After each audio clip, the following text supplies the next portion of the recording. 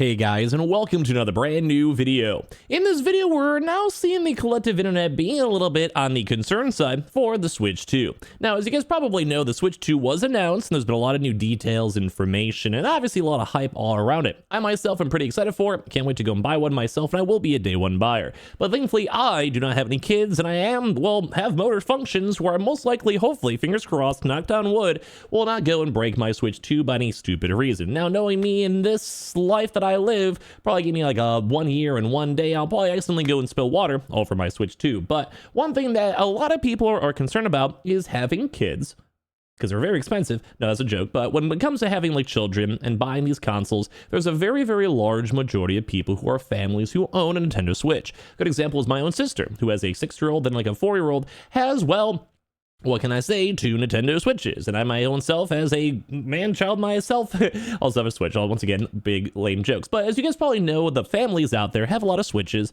and that's one thing kids, even when I was a kid, are kind of drawn to: breaking expensive technology. And right now, it's kind of going viral on the internet, the Reddit, everywhere out there, that there are certain parts of the Switch that people are skeptical that are going to last a long time. Let's go talk about the controversy, and I'd love to hear your thoughts and comments and all this down below. Make sure you guys are subscribed to as well with the notifications on. Help us with the 70,000 sub goal. We're doing more Switch news, PlayStation news, all that good stuff. All the Twitter and the Twitch down below if you guys want to.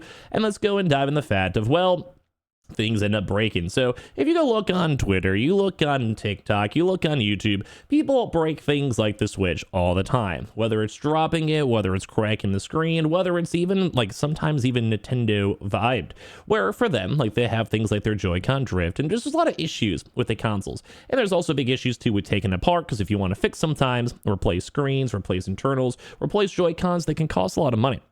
As of right now, Joy-Cons can be upwards of like 70, 80 bucks, depending, sometimes cheaper, don't get me wrong. And of course, as well, just they sometimes do break, and there's been times where they're completely out of stock and broken. And obviously, if you have like little kids out there too as well, I'm sure a lot of you guys are no strangers to the fact that sometimes they are just, well, dumb. Like, I mean, there's other words, like, I mean, I don't know, dude, there's no other way around it. Like, just sometimes things are stupid, lame, and all of that. It is what it is. But a lot of people right now are concerned because one major big change up on the Switch 2 is that they're making the Joy-Cons magnetic. Now, as you guys probably know, the current Switch has these like weird attachment type style things. I can whip out my Switch right here. Like, I'm sure you guys know, like, you have the Switch, you have like this weird back comment over here, you lift it up, slide it on in, it works. Don't get me wrong, it works, but they're going to be changing that completely with the Switch 2. We've known this from leaks, we've known this from other videos, the trailer we saw from Nintendo themselves, and instead of it being that little weird slack on and off like I just showed you, it's a magnet with an internal battery. And this is where things are intriguing, because this right here has been making the internet concerned as all heck. And I want to hear your thoughts. So they said over here, this connector on the Switch 2 will be the key failure point. This is their assumption. It's not confirmed, just an assumption. Saying, I really hope the controllers would charge and communicate wirelessly. I can tell that this little nub on the Switch 2 will be bending and cracking immediately. For parents of young kids, rip this controller nub. And I'm going to be honest with you guys, I kind of agree. Now, I mean, there's been a lot of takes on it where people, and I'll even scroll through them in a second, where people are like, well, Nintendo is well known for, you know, just going and grabbing random Switches and just, I'm very afraid to drop this, but, you know, just drop it from 5 feet, 6 feet, where a child would actually go be at. And as well, obviously using stuff or laying it, like having, like, I'm sure they've done testing where they have like their Switch stuff and they just put it like this and see if it bends, or if they do this and, you know, do random stuff with it. That, at the end of the day, it should, in theory, work. Like, that's why you have, like, QA and testing. But right now, a lot of people are thinking this. I saw this on Twitter. Like, even right now in this Reddit thread, there is 68,000 upvotes on this with 5,000 comments. And some people are agreeing, some people are not. Some people are using the Nintendo example. But, like, I think that this is going to be a sketchy thing. Have you guys ever had children? Have you ever had children around magnets? Have you ever had children with magnets with also an electronic device with a random LCD screen? That's going to be a very scary situation. I'm sure a lot of parents are going to have issues with it. Now, ideally, Nintendo thought about this and knows, like from the Wii U, from GameCube, from just being Nintendo, that they know a lot of children are going to have this. So hopefully this is like a bulletproof tank that is going to have no issues whatsoever, and ideally also doesn't hurt people. Like, you know, sometimes like technology gets a little too hard and then it kind of hurts people, I don't know. But like, yeah, so people are like curious, dude. People are concerned, and I kind of am myself. Like, I generally do think that this could be a kind of a big potential issue, because what happens when you have that one kid who's maybe 5, like, just doesn't know better? I mean, it is what it is. I mean, like I said, my 6-year-olds have, like, my 4-year-olds have this, like, they do. So this is a realistic situation, and this is probably coming out in the next few months. A lot of people are now rumoring around maybe in April-ish, like April 2nd or so is the rumored date. They're going to probably, I think it's when the Nintendo Direct is about to be, give or take-ish. So, like, yeah, this is scary, dude. Like, but some people are out here saying, this used to be a thing that Miyamoto said when creating a Nintendo console. They used to drop it at an average child height to make sure it's all approved and should be fine too as well.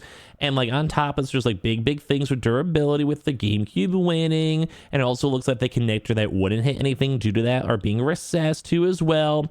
But this is why I do agree. Like, I do think there's gonna be kids out there that are gonna fiddle with it or jam it, or they don't really know what to do with it. They're not gentle with it. And obviously, this could all be fixed with good parenting or just being careful or whatever. Get your kid a console when they're 9. Like, sure, okay, don't get me wrong, but that's not gonna happen. Like, that's not gonna happen.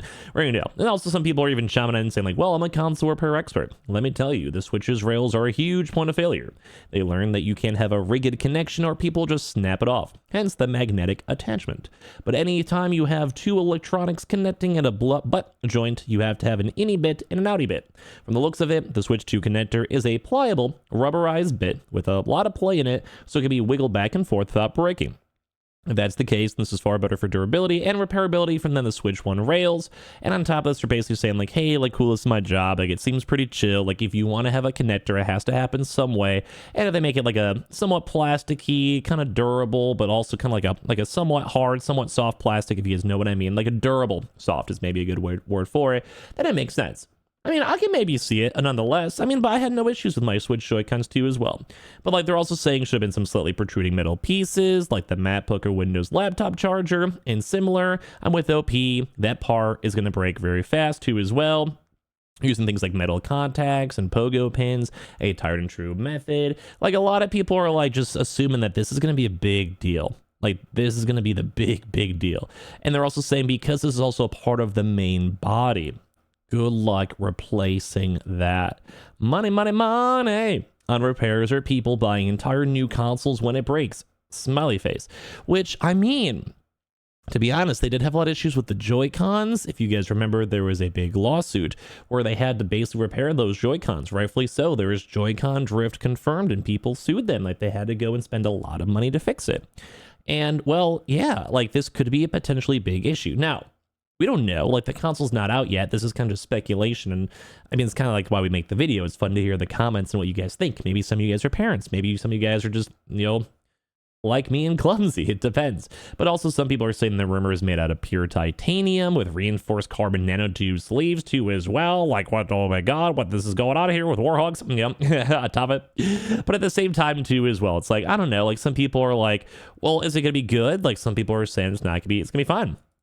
The rails in the OG Switch were extremely flimsy, and small children would F them up just by looking at them funny. And as well, some people also saying too, I doubt it. It's going to be a magnet guided, and the 360 rail will ensure it can really only be slot in one way it's intended to.